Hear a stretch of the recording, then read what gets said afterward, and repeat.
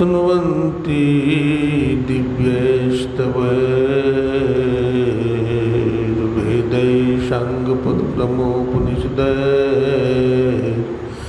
गायन्ति यं सामगा ध्यानावस्थितद्गतेन मनसा पश्यन्ति यं योगिनो यस्यान्तं न विदुः सुरासुरगणा देवाय तस्मै नमः। ध्यानमूलं गुरुर्मूर्ति पूजामूलं गुरुपदम् मंत्रमूलं गुरुर्वाक्यं मोक्षमूलं गुरुकृपा। बोलिए प्रेम से श्री सद्गुरु महाराज की।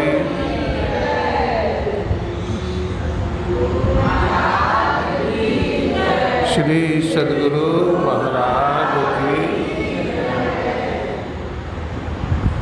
अव्यक्त रूप में अनंत श्री विभूषित परमाराध्य ब्रह्मलीन गुरुदेव के त्रैलोक पावन पाद पद्मों में कोटि कोटि नमन।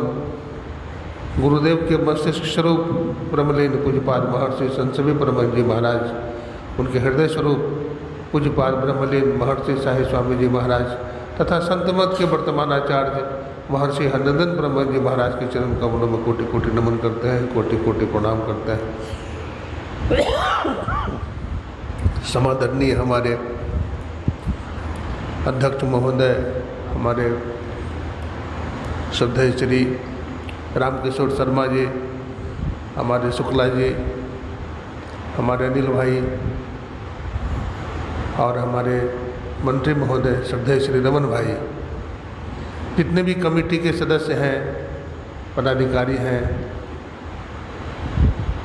सबको मैं हार्दिक अभिनंदन करता हूँ। भक्तिमती माताओं बहनों, आप लोग बड़े भाग्यशाली हैं, क्योंकि हमारे कमेटी के पदाधिकारियों ने आप लोगों के लिए 2 दिन का सत्संग और वो भी विश्वकर्मा पूजा के उपलक्ष्य में रखा है।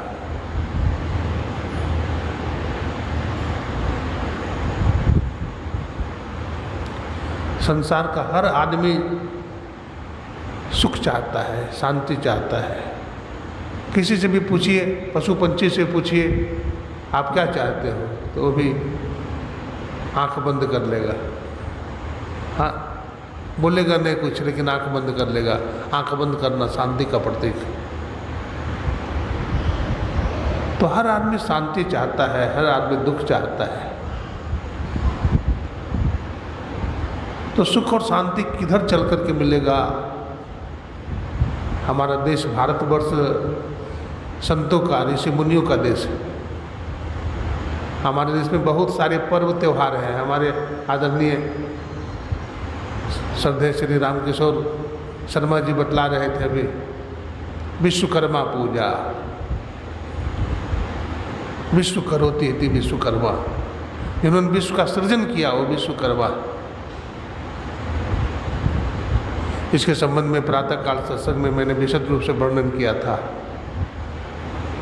हमारे इतने पर्व त्यौहार हैं हमारे देश में, क्यों?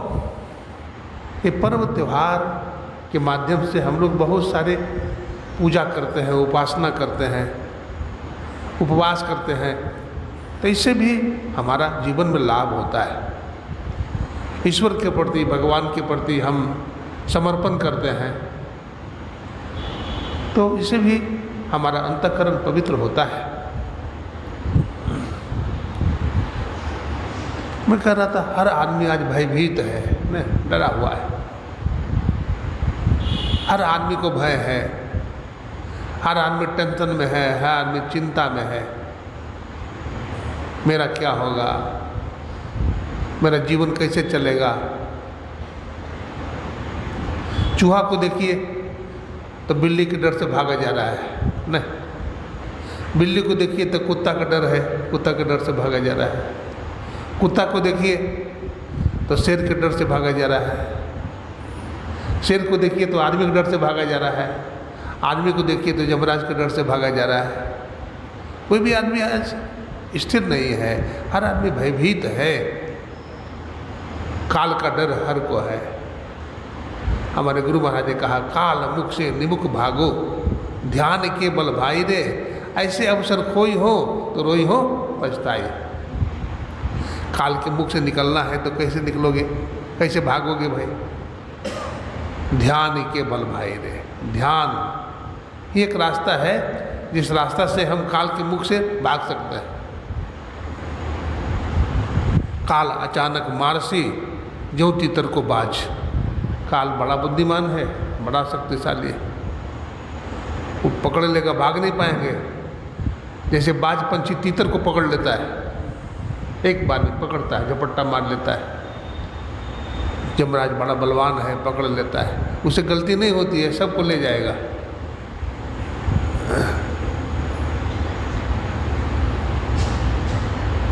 आज विश्वकर्मा पूजा है। ये विश्व को बनाने वाले जो विश्वकर्मा हैं, ये किनके पुत्र हैं बताया था। बृहस्पति की जो बहन है ब्रह्मचारिणी, उनका विवाह प्रभास से हुआ था।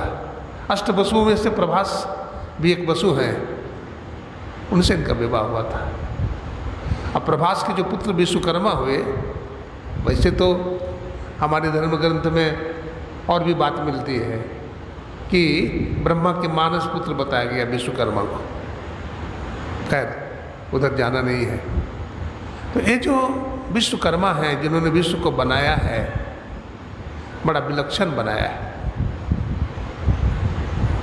एक कवि ने लिखा, जब गौर से तुम देखोगे इस सृष्टि की अंगड़ाई को तो बात बात में पाओगे उस ईश्वर की चतुराई को। बड़ा चतुर है परमात्मा। विश्वकर्मा ने अपना, जिस तरह से हमारी सरकार है, दोहरी सरकार है, विधानसभा है और राज्यसभा है ना, मेंबर ऑफ पार्लियामेंट है, ये शासन करने की प्रणाली है। तो हमारे देवी देवता भी बड़े दक्ष होते हैं। उन्होंने भी अपने भार को हल्का कर लिया, बांट दिया, सेवा में बांट दिया। ब्रह्मा जी महाराज सृजन करेंगे, भगवान विष्णु को पालन का भार दे दिया, अब भगवान शंकर को संहार का भार दे दिया। सभी देवी देवताओं को अपना अपना भार दे दिया और समाज चलता है, देश चलता है ना। आश्रम में भी कमेटी बनती है, कोई अध्यक्ष बनते हैं, कोई मंत्री बनते हैं, कोई कोषाध्यक्ष बनते हैं, कोई संरक्षक बनते हैं, आदि आदि, कोई मेंबर बनते हैं। तो आश्रम का काम बढ़िया से चलता है। हमारा घर चलाने के लिए कोई मुखिया होता है? नहीं होता है। ये व्यवस्था है। पंचवर्षीय योजना बनती है, कौन सा वर्ष में किस मुद्दा पर अधिक बल देना होता है, आदि आदि बात है। तो एक व्यवस्था है, हमारे जीवन की भी एक व्यवस्था है ना। प्राचीन काल से हमारा देश संतों का देश रहा है। हम देखते हैं हमारे देश में प्राचीन ऋषि कौन हुए? वेदव्यास जी महाराज, और उनके पहले महर्षि वशिष्ठ हुए, दधीची हुए, महर्षि अंगिरा हुए। अंगिरा तो भगवान शंकर के गुरु हुए। हाँ, कोई कहते हैं भगवान शंकर के गुरु नहीं थे। हाँ, भगवान शंकर के गुरु थे महर्षि अंगिरा, याद रखिए। दधीची कितनी साधना किए। हाँ, जब सुरों और असुरों में झगड़ा हुआ, सुरों और असुरों में सदा झगड़ा रहता है, क्योंकि जो सुर हैं यानी देवी देवता हैं वो संयमी होते हैं।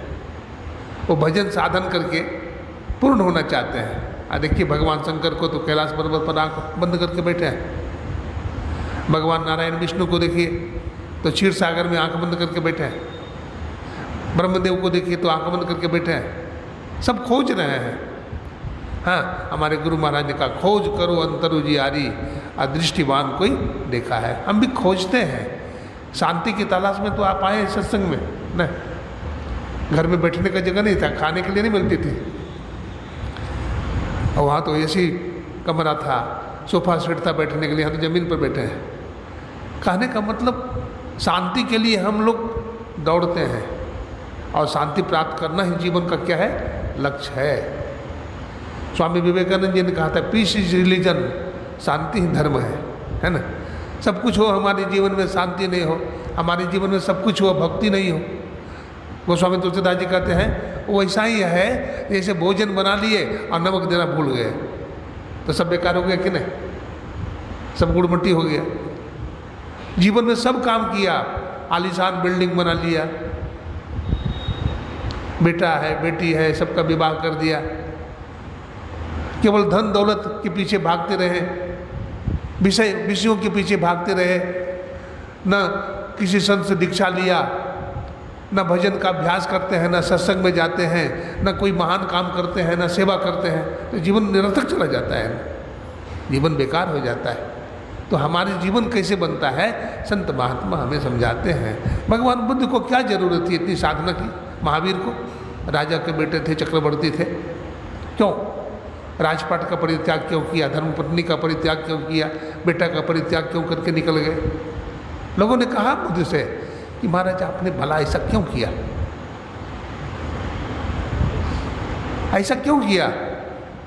भगवान बुद्ध ने कहा हाँ उस समय ये करना जरूरी था, उस समय ये करना जरूरी था, अगर उस समय हम ऐसा नहीं करता तो हम अपने लक्ष्य तक नहीं पहुंचते, मंजिल तक नहीं पहुंचते। भगवान बुद्ध जंगल में कितनी तपस्या किया, घोर साधना की, मांस गल गए, हड्डियां गल गई, ढांचे ढांचे रह गए। और सेवा कौन किया जानते हैं, भगवान बुद्ध की सेवा तो बहुत लोगों ने किया है, और उन्हीं के मौसेरा भाई आनंद ने सेवा किया, आनंद ने सेवा किया, लेकिन आनंद ने कहला दिया बुद्ध से। हाँ, कई तो भाग गए, 5 तो भाग गए। भगवान बुद्ध पहले बहुत उपहास करते थे, निराहार रहते थे। तपस्या जब उनकी पूरी हो गई, शांति मिल गई, तो अब तपस्या क्यों करेंगे, अब खा पी करके रहने लगे, बढ़िया से रहने लगे। तो बिच्छुओं को हो गया, शिष्यों को कि लगता भोगी हो गया, ये ध्यान भजन छोड़ दिया, छोड़ करके भाग गया। लेकिन भगवान बुद्ध भी ऐसे गुरु थे कि 5 को खोजा, नहीं हमारा शिष्य है, हमारी सेवा किया है और उसको हम ज्ञान देंगे। 5 को खोज लिया, 5 को ज्ञान दे दिया। भगवान बुद्ध की सेवा करने के लिए ढूंढा गया आनंद को। आनंद तुम सेवा करोगे भगवान बुद्ध की। देखिए राजा के बेटे थे आनंद भी, तो कहाँ हम सेवा करेंगे, लेकिन शर्त है एक। बोला क्या शर्त है, बोला भगवान बुद्ध भिक्षाटन करते हैं, भगवान बुद्ध भिक्षाटन करेंगे, अब भिक्षा में जो कुछ भी मिलेगी उनको तो हमको भी देना चाहेंगे, तो हम भगवान बुद्ध का भिक्षाकरण नहीं करेंगे, हम भिक्षाटन करेंगे और हमारा मन होगा कि भगवान बुद्ध को खिलावे, तो भगवान बुद्ध को खाना पड़ेगा। ये मंजूर है? भगवान बुद्ध ने कहा मंजूर है।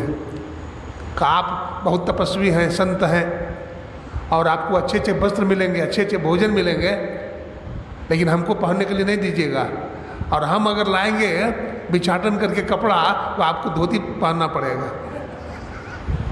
कहा ठीक है, मंजूर है, सब कुछ मंजूर कर लिया। देखिए ऐसे आनंद थे, कितने त्यागी थे। हाँ, त्याग से परमात्मा मिलते हैं, बिना त्याग का कुछ नहीं होता। भोगी आदमी को कुछ मिलता है, भोगो रोगो भयम, भोग से रोग पैदा होता है, भय पैदा होता है। हर आदमी आज भयभीत है। इस भय से बचने के लिए क्या करना चाहिए? 42 वर्ष तक सेवा किया कौन? आनंद ने। लेकिन आनंद बड़ा व्यवहारिक व्यक्ति था। आश्रम बनाओ, मठ बनाओ, संघ बनाओ। भगवान बुद्ध को इन सब में रुचि कम थी। वो कहते थे ध्यान करो, इसलिए भगवान बुद्ध बहुत सारे भिक्षुओं के संग में ध्यान करते थे। ध्यानी थे भगवान बुद्ध। भगवान बुद्ध बड़े ध्यानी थे।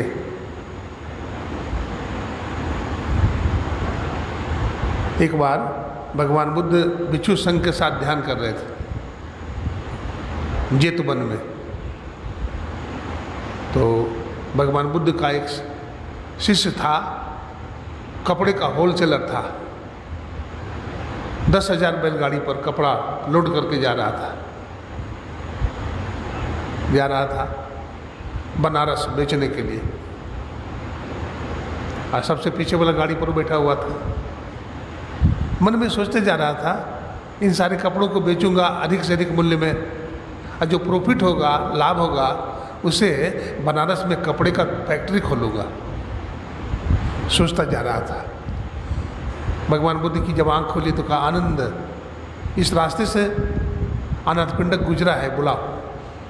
तो गया बुलाने के लिए कि बुद्ध भगवान बुला रहे हैं आपको।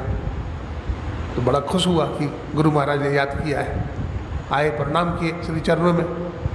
कहा, अनाथपिंडक तुम कहाँ जा रहे हो? कहा, भंते आप जानते हैं मैं कपड़े का होलसेलर हूँ, कपड़ा का व्यापारी हूँ, व्यापार करने जा रहा हूँ। तो तुम मन में क्या सोच रहे थे? बोला, भंते मन में सोच रहा था कि इन सारे कपड़ों को अधिक से अधिक मूल्य में बेचूंगा, अधिक से अधिक लाभ होगा। जो लाभ होगा तो बनारस में कपड़े का कारखाना खोलूँगा। भगवान बुद्ध मुस्कुराए, बोले, आनंद, बोले, अनाथपिंडक, क्या तू बनारस पहुंच सकेगा? नहीं, तू बनारस नहीं पहुंच सकेगा। 6ठे दिन तुम्हारी मृत्यु हो जाएगी, और तुम्हारा ये जो कपड़ा है ना 10,000 बैलगाड़ी पर, इसको चोर बदमाश लूट लेगा। अब तो थर थर काँपने लगा। मतलब भगवान हमारा मार्ग प्रदर्शित करें, हमें रास्ता बतावे, हमें समझ में नहीं आ रहा है मैं क्या करूं। भगवान बुद्ध ने कहा, हमारी बात मानोगे? बोला, हाँ। अनाथपिंडक, तुम्हारा पुण्य थोड़ा है, तो अपने जीवन में पुण्य थोड़ा किया है। हमारा विचार है तुम्हारा जिंदगी का जो 6 दिन बचा है, ध्यान कर, सत्संग कर, इससे तुम्हारा कल्याण होगा। मान गया और भगवान बुद्ध के साथ ध्यान किया, सत्संग किया। 6ठा दिन वो बैठा हुआ था। बैठे बैठे क्या हुआ, उसका सिर लुढ़क गया, झुक गया नीचे और शरीर छूट गया। भिक्षु लोग दौड़े, अनाथपिंडक मर गया, अनाथपिंडक मर गया। भगवान बुद्ध आए। भिक्षुओं ने पूछा कि महाराज मरकर कहाँ गया अनाथपिंडक? तो कहा, देखो, अनाथपिंडक मर करके तावस्तिंस लोक चला गया है। तावस्तिंस का मतलब स्वर्ग लोक होता है। मर करके तावस्तिंस लोक पाली भाषा में है, तावस्तिंस चला गया है। देखिए, 6 दिन संतों का संग किया, भजन किया गुरुमुख होकर के, तो 6 दिन में स्वर्ग लोक चला गया। जन्म जन्म मुनि जतन कराही, अंत राम मुख आवत न है। जन्म जन्मांतर हमारे ऋषि मुनि तपस्या करते थे। बतलाते हैं भगवान राम जब आए त्रेता युग में, हैं, जंगल में पहुँचे तो ऋषि मुनि आशा लगाए बैठे थे, हैं, कि भगवान राम हमारे कुटिया पर आएंगे। लेकिन सबके कुटिया पर गए भगवान राम? सबके कुटिया पर नहीं गए, लेकिन माता सबरी के कुटिया पर भगवान राम चले गए, बिना बुलाए ही चले गए। हाँ, दुर्योधन की मेवा त्यागी, साग विदुर खाए, जग में ऊंची प्रेम सगाई। भगवान चले गए। कैसी माता सबरी, हाँ,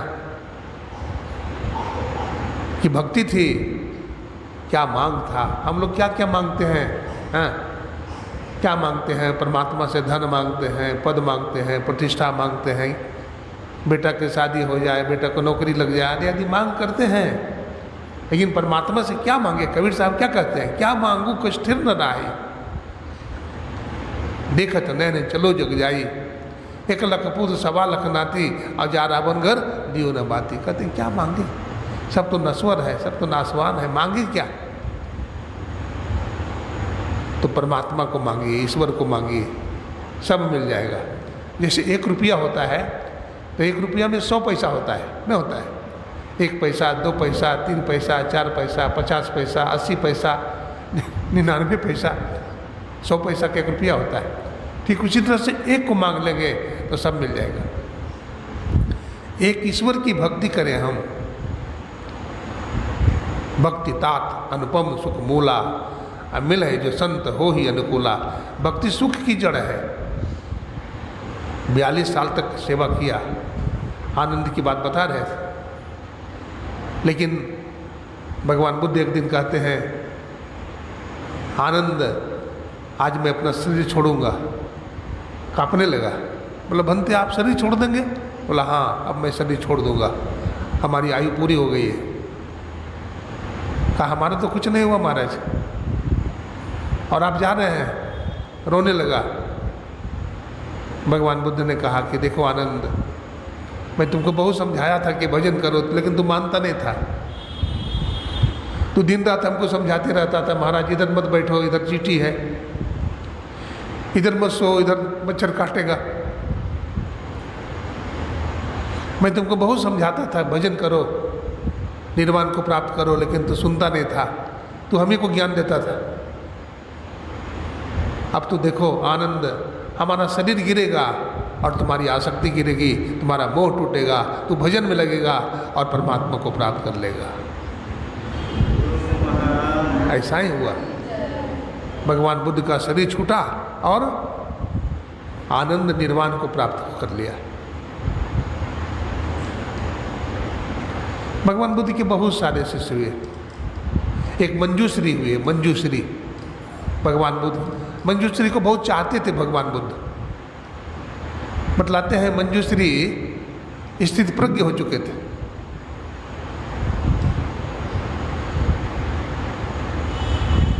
संसार से निराश रहते थे। हाँ, अगर सुख चाहते हैं तो संसार से निराश हो जाओ। आशा ही परमम दुखम, नैराश्यम परमम सुखम। आशा करना दुख है और निराश हो जाना परम सुख है। भाई दुख तो तब होगा जब किसी से आशा करेंगे हम। अब आशा ही नहीं कर रहे हैं, किसी से निराश हो गए, तब दुख क्या है? नैराश्यम परमम सुखम, वो परम सुख है, भर्तृहरि जी महाराज ने कहा। इसलिए संसार से निराश हो जाओ, कुछ चाहो नहीं किसी से, अपना कर्म करो। अभी हमारे शर्मा जी बतला रहे थे कर्मयोग की बात। हम कर्म करें, फलासा छोड़ करके कर्म करना चाहिए, है ना? फलासा लेकर के कर्म नहीं करो, फल कम मिलेगा। आप कहेंगे कि क्या बाबा फलासा लेकर कर्म करेंगे तो क्या लाभ नहीं होगा? तो भी लाभ होगा, लेकिन कम लाभ होगा। आप फलासा छोड़ दीजिएगा तो आपको बेसी लाभ होगा। आपको दुख कभी नहीं होगा, आपका अंतःकरण शुद्ध होगा, पवित्र होगा। अभी सुन रहे थे ना, मैंने आंगन नहीं बुढ़ाड़ा, कैसे आएंगे भगवान? हृदय रूपी आंगन को साफ करो, झाड़ू लगाओ, यानी जप करो, ध्यान करो, साधना करो, तब ना। सदाचारी बनो, शुचाचारी बनो, तब ना हृदय साफ होगा, पवित्र होगा, तभी ना भगवान आएंगे। सबरी मैया की कुटिया पर भगवान राम आ गए। माता जसोदा के यहाँ भगवान श्री कृष्ण जन्म ले लिए, आ गए, माँ मान लिया, है ना? वैसे तो देवकी के पुत्र थे भगवान, लेकिन पाले गए कहाँ? माता जसोदा के यहाँ पाले गए भगवान। एक बार की बात है, भगवान श्री कृष्ण जब छोटे थे तो माता जसोदा गई मनौती मनाने के लिए, जमुना जी स्नान कराने के लिए गई। पूर्णमासी का दिन है आज।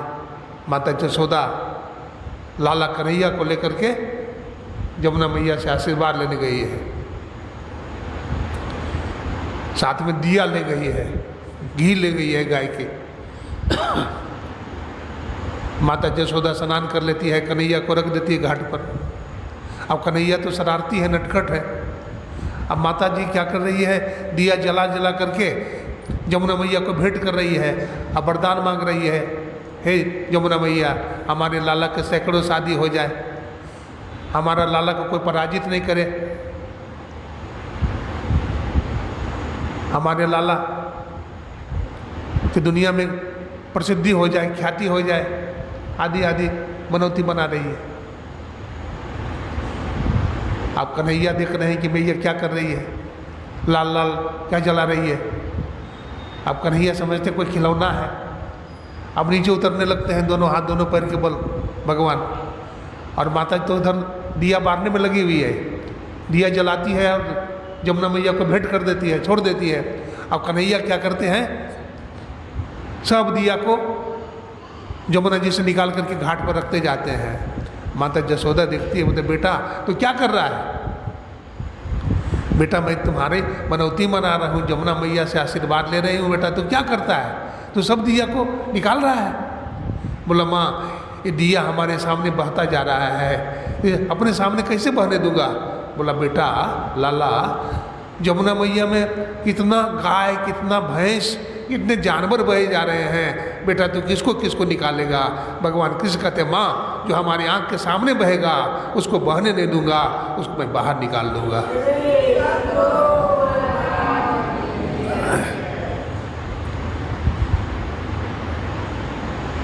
दो तरह का अवतार होता है, संत का अवतार होता है, भगवंत का अवतार है, दोनों कल्याणकारी है। लेकिन संत का अवतार विशेष अवतार माना जाता है। लाभ दोनों अवतार से है, लेकिन संत का अवतार विशेष माना जाता है। देखिए भगवान राम आए तो राक्षस को मारे, रावण को मारे, कुंभकर्ण को मारे, मारीच ताड़का को मारे ना। लेकिन भगवान बुद्ध आए तो मारे अंगुलीमाल को, किसी राक्षस को मारे। गुरु नानक साहब आए तो कोरा राक्षस को मारे, नहीं मारे। उसकी बुद्धि को बदल दिया भगवान ने। क्या किया, संत ने उसकी बुद्धि को बदल दिया, मारा नहीं, उसको ज्ञान दिया। इसलिए भगवंत के अवतार से संत का अवतार श्रेष्ठ माना जाता है, संतों का ऊपर स्थान है।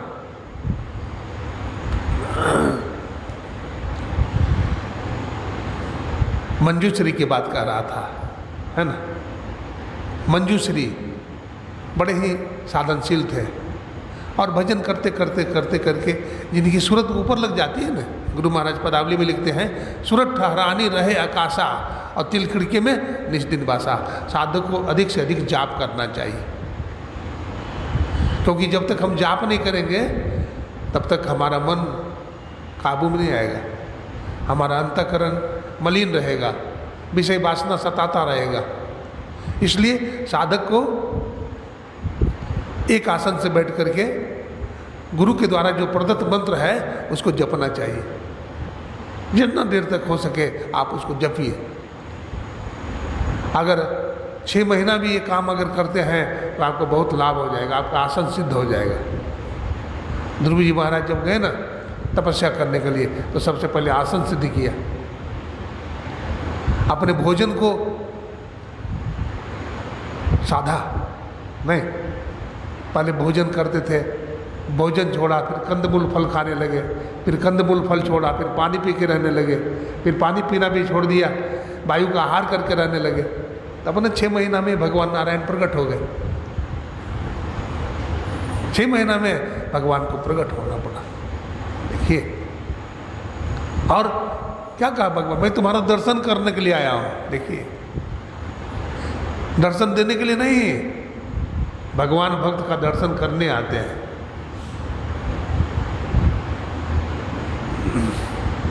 भक्ति करने वाला, भक्ति भक्त और भगवंत है ना, भक्ति भक्त और भगवंत।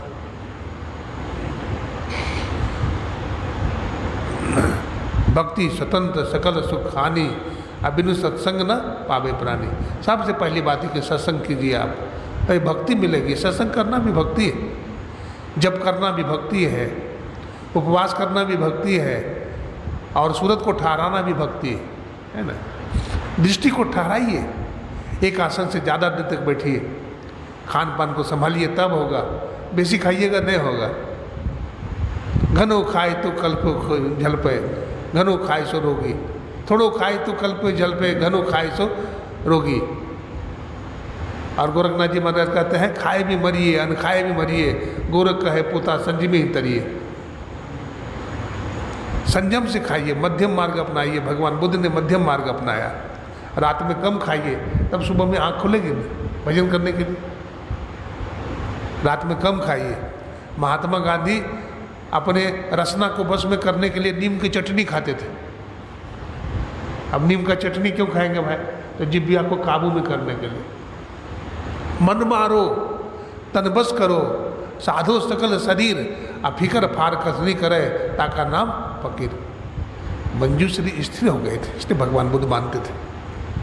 बतलाते हैं जब भगवान बुद्ध ने शरीर छोड़ दिया ना, तो सब लोग रो रहे थे, सब लोग भगवान बुद्ध के पास भीड़ लगाए, लेकिन मंजूश्री नहीं गया। मंजूश्री स्थिर होकर के एकदम बैठे हुए, जड़ होकर के, जैसे पत्थर की मूर्ति हो।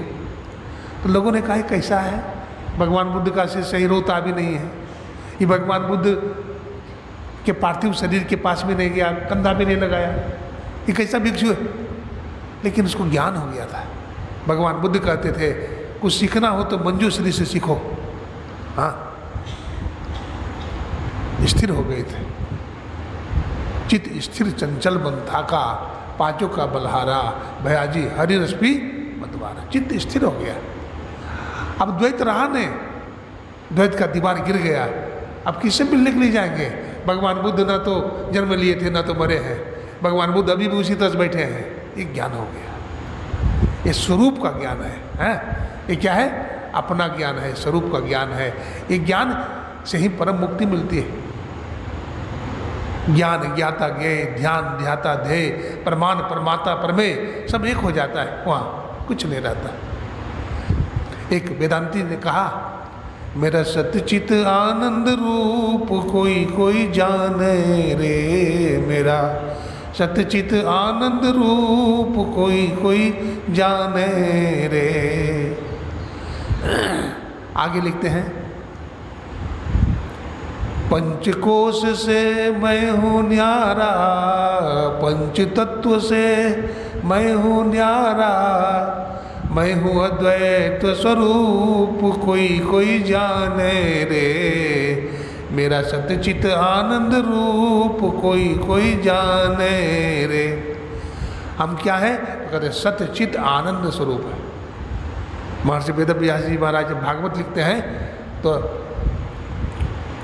क्या लिखते हैं? पहला श्लोक, सच्चिदानंद रूपाय विश्व उत्पत्त्यादि हेतवे तापत्रय विनाशाय श्री कृष्णाय वयम नुमः। सच्चिदानंद रूपाया, मैं उस सत्यचित आनंद रूपी परमात्मा को नमस्कार करता हूँ, जिन्होंने संसार का सृजन किया है, सृजन का पालन करते हैं और संहार करते हैं। उस परमात्मा को हम नमस्कार करते हैं। तो पंच तत्व से मैं हूँ न्यारा, पंच कोश से मैं हूँ न्यारा, मैं साक्षी। चांदों में भी ओज हमारा, सूरज में भी तेज हमारा, मैं हूँ अद्वैत स्वरूप कोई कोई जाने रे।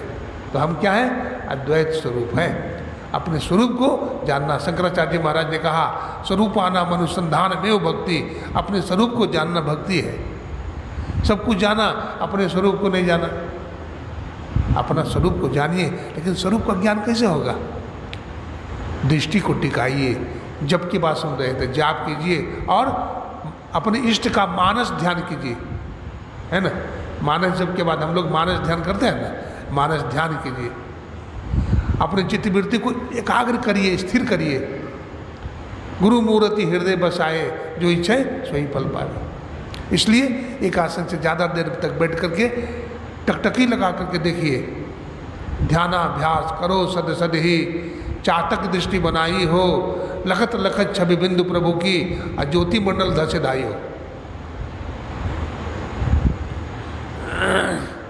इस तरह से आप चकोर की भांति चांद को देखिए, जैसे चकोर चांद को निहारता है। इस तरह से मानस ध्यान कीजिए, है ना। तो मानस ध्यान करने के बाद फिर दृष्टि योग कीजिएगा। दृष्टि योग, दृष्टि कितने प्रकार की होती है जानते हैं? 5 प्रकार की दृष्टि होती है। कौन कौन?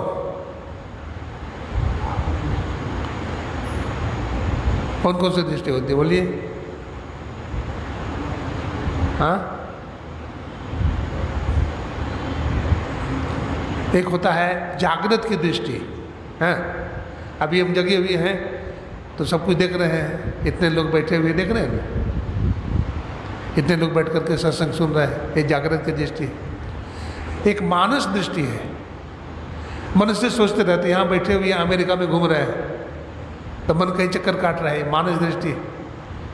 और एक स्वप्न की दृष्टि है, राजा जनक स्वप्न देख लिए, हाँ हम भिक्षा मांग रहे हैं, अब भिक्षा हमको नहीं मिली, हम भिखारी हो गए हैं, एक राजा ने हम पर चढ़ाई कर दी, आदि आदि।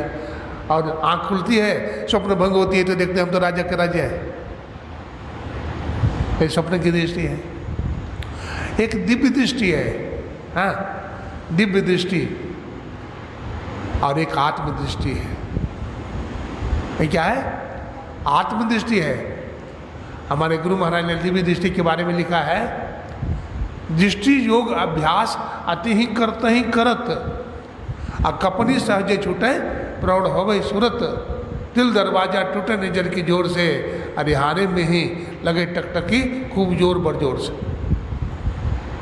अरिल में लिखे हैं गुरु महाराज, दृष्टि योग अभ्यास अति ही करत ही करत।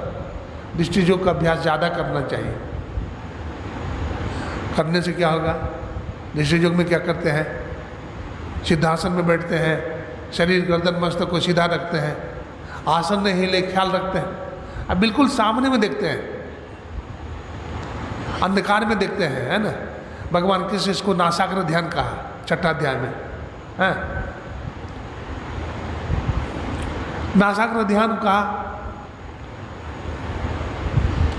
इसी को भगवान बुद्ध ने शून्य ध्यान कहा है। ध्यानम शून्यगतम मना, और ध्यानम निर्विषय मना। ध्यान करने से मन शून्य हो जाता है, शून्यगत हो जाता है, और ध्यान करने से मन में विषय वासना नहीं रहती है, सब समाप्त हो जाता है, विषय वासना समाप्त हो जाती है। तो बिल्कुल सामने में देखिए, भगवान ने कहा दिशाश्चन लोकियन, कोई दिशा की तरफ मत देखो। कितनी दिशा है बताइए तो, कितनी दिशा है? पूरब, पश्चिम, उत्तर, दक्षिण, चारों कोना, 4 दूनी 8, और ऊपर नीचे 10, तो 10 दिशा हो गया। भगवान ने कहा किसी दिशा की तरफ मत देखो। हमारे गुरु महाराज समेट लिया, अगल बगल कह करके, अगल बगल कहो दृष्टि न डोले, सन्मुख बिंदु पकड़ लागी, आ सुखमनिया में मोरी नजर लागी। सामने में देखिए, है ना। अगर ऐसा करेंगे, ब्रह्मचर्य का पालन करते हुए अगर ऐसा आप करेंगे तो कुछ ही दिनों में आप सिद्ध हो जाएंगे। आपकी सूरत चढ़ जाएगी आसमान में, हाँ आपकी सूरत आसमान में चढ़ जाएगी, आपका सब दुख द्वंद्व खत्म हो जाएगा, आपको परम शांति मिलेगी। और ऊपर जाएंगे, संप्रज्ञा समाधि लगेगी, और फिर असंप्रज्ञा समाधि लग जाएगी। चित्तवृत्ति जो है, मन बुद्धि चित्त अहंकार सब नीचे लौट जाएगा, हाँ। और सूरत जाकर के परमात्मा से एकमेक हो जाएगी, है ना। वहाँ पर ब्रह्म का साक्षात्कार हो जाएगा, वहाँ परमात्मा का साक्षात्कार हो जाएगा।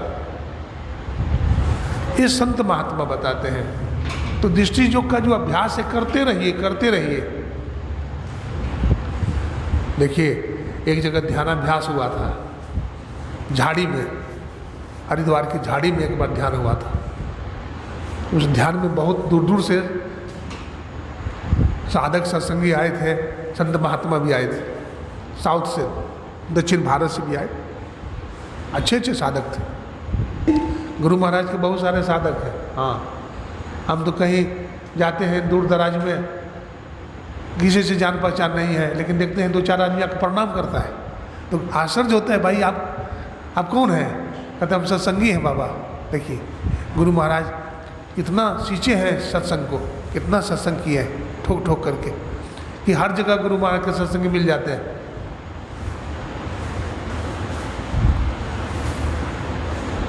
क्या कर रहा था? दक्षिण भारत से आया था साधक एक। तो जब ध्यानाभ्यास चलता है तो 1-2 वॉलंटियर होता है, जो साधक ध्यान करने के समय में औंघता है तो उसको जगाता है, भाई ठीक से बैठो, सीधा होकर के बैठो, तन करके बैठो, है। तो शाम का ध्यानाभ्यास था, संध्याकालीन, तो टॉर्च जला रहा था। टॉर्च जला नहीं रहा था, गुरु की कृपा हो गई, दृष्टि की धार मिल गई है ना। अभी दृष्टि बता रहे हैं ना, दृष्टि की चेतन धार मिल गई। अब मिल गई तो स्वतः प्रकाश हो जाएगा। और ठंडा तार, गरम तार गलती से भी अगर मिल जाएगा तो क्या हो जाएगा? प्रकाश नहीं हो जाएगा? प्रकाश हो जाएगा। वहाँ प्रकाश हो गया। इतना प्रकाश हुआ वो डर गया, भागने लगा। तो जो वॉलंटियर थे खड़े, उससे कहा महाराज हम लोग ध्यान करते हैं, आप टॉर्च जलाते हैं? कहा नहीं बाबा, टॉर्च नहीं जलाए हैं, हमारे पास तो टॉर्च है ही नहीं। तो कहा आप जलाए हैं? आप झूठ बोलते हैं। कहते नहीं जलाए हैं, आप विश्वास कीजिए। तो दूसरा आदमी ने कहा कि नहीं बाबा नहीं जलाया है। तो फिर जाकर बैठ गए। फिर गुरु की कृपा हो गई, फिर मन एकाग्र हो गया, अब फिर जुड़ गया, फिर प्रकाश हुआ, फिर भागने लगा। बोला आप लोग मजाक करते हैं? बोला नहीं जी महाराज मजाक नहीं करते हैं। वो समझ गया ये अंदर का प्रकाश है। आप बैठिए, है ना, आप बैठिएगा तब ना कुछ मिलेगा, नहीं बैठिएगा तो कुछ नहीं मिलेगा। इसलिए एक आसन से अधिक देर तक बैठिए। मन भागता है लेकिन भागने दीजिए। अजी फलाना काम है, चिल्लाना काम है, आपका सब काम बनेगा ध्यान में, समझिए।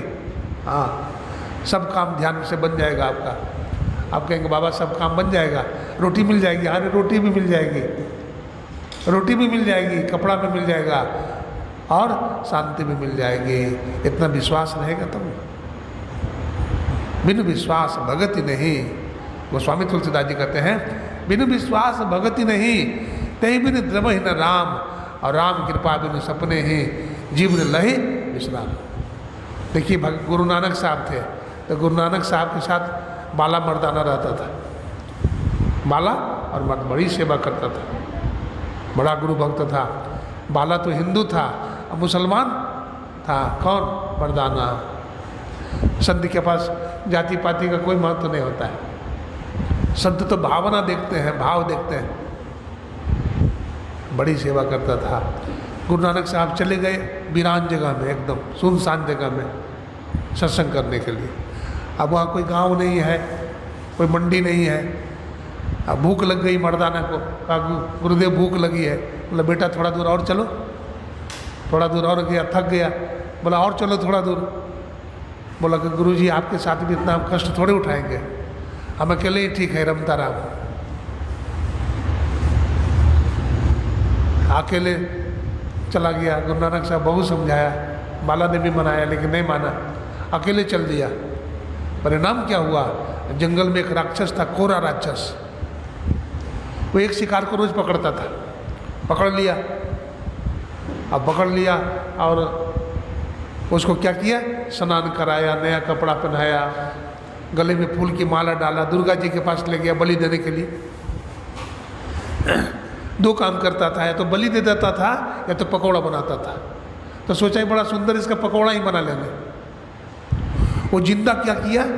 बेसन में डुबा दिया। हाँ, 5 स्टार होटल में देखते हैं, थाईलैंड गया था तो 5 स्टार होटल में देखा इतना बड़ा बड़ा मछली, एकदम उसी तरह से बेसन में डुबाया और उसको छाक करके प्लेट पर रख दिया। सांप का अचार, बताइए, सांप का अचार खाए हैं? ढौसा का अचार, मेढक का अचार, राम राम राम राम, चमगादड़ का अचार, बताइए ये क्या तमाशा है? ये सब चीज़ खाएगा तो बनेगा ध्यान। अब बोला उसका पकौड़ा बनाएंगे, पकौड़ा बनाएंगे उसका। अब उसको जिंदा डाल दिया बेसन में डुबा करके, उठाए हुए है, लेकिन उसके रोए रोए से गुरु महाराज का स्मरण हो रहा है, जाप हो रहा है। अब गुरु नानक साहब दौड़े जा रहे हैं, बाला भी पीछे पीछे आ रहा है। गुरुदेव क्या हुआ, क्यों दौड़ रहे हैं? बोला नहीं सुनता नहीं है कुछ। मर्दाना चिल्ला रहा है गुरुदेव बचाइए, गुरुदेव बचाइए। तो कहता है क्या हुआ? बोलते कहाँ कोई बोल रहा है? बोला तू नहीं सुनता है, मैं सुनता। चित्त से शब्द सुनो सरबंदे, हैं? अरे चित्त से शब्द सुनेगा तब ना, ध्यान लगेगा तब ना। ध्यान तो लगा ही नहीं तुम्हारा, ध्यान तो संसार में है। मन तो रमे संसार में, तन साधुन के संग। चित्त जिसका रम गया, लग गया, बयाजी हरि रस पी मतवारा, लग गया चित्त, साजोबाई का चित्र लग गया, मीराबाई का चित्र लग गया। हाँ,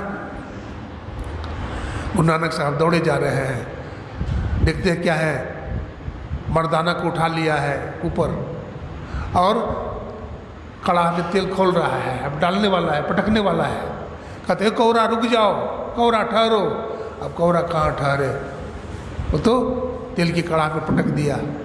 पटक तो दिया, गिर गया तेल के कड़ाह में, लेकिन गुरु का ध्यान कर रहा था। तेल, कड़ाह का तेल ठंडा हो गया, बर्फ की तरह शीतल हो गया, उसका एक रोया भी नहीं चला, बच गया। जाके शीश पे हाथ गुरु के, बाल न बाका होई, जो जग बैर करे तो बहु तेरा, तासो हानि न हो। तो इस तरह से ध्यान कीजिए, सत्संग कीजिए, पंचपाप से अपने आप को बचाइए। आज विश्वकर्मा पूजा है। देखिए विश्वकर्मा पूजा, जो विश्व को बनाने वाले भगवान है। मैं कह रहा था लंकापुरी का निर्माण किसने किया था? विश्वकर्मा जी महाराज। और भगवान श्री कृष्ण कहाँ रहते थे? द्वारकापुरी। द्वारकापुरी भी बनाया था किसने? हाँ, विश्वकर्मा जी महाराज।